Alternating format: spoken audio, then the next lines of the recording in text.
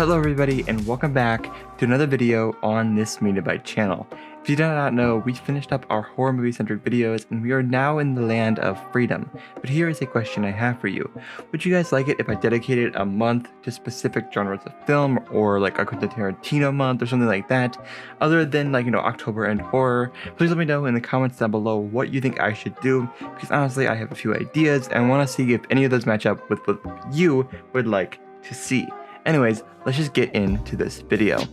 When Steven Spielberg was a child, he absolutely adored creating films of trains crashing into each other. Then, he'd move on and create films about war and dramas and things like that. And of course, we all know him for things like Jaws and Jurassic Park. But years later, he would create quite possibly one of his most personal films of all time, The Fablemans. The Fablemans is a story of someone named Sammy Fableman, and it's about his life growing up, falling in love with film, while at the same time watching his parents' marriage slowly fall apart right in front of him.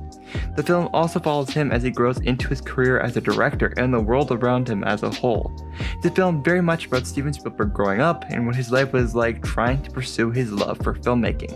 I think this film really manages to add a level of sensationalism to his story without making it seem like it would be impossible that this story would be true, which Steven Spielberg is very good at with like Jurassic Park and Jaws, bringing it up, heightening the expectations and the sensationalism, but also making sure that it feels driven and rooted in its own reality, which I think is very important to the way that he makes his films.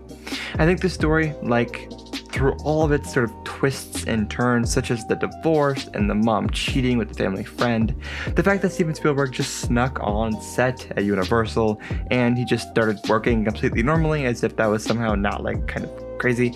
And sometimes I think about this because I do want to be a director. That's what I've always wanted to do. If I did this now, I would be thrown in prison for a while.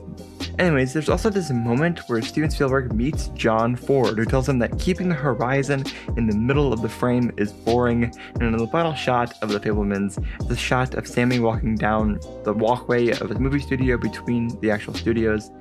The show has the horizon, the scene has the horizon in the middle of the frame, and subtly and cheekily moves the shot to have the horizon at the top of the frame, which I think really does add something to this movie. If you are looking for a movie to watch on your next movie night, this is the film for you. You will love this movie if you give it the right chance. I do think that you will come to adore it as much as I did. I know that a lot of people didn't when it first came out, but I do think that you would like it if you gave it a chance. Now, if you heard that it wasn't as good or something like that, give it a chance and let me know what you think about it. If you want to keep up to date with us, you can by checking out the link tree in the description down below. And yes, so thank you, and we'll see you all in the next video. Peace.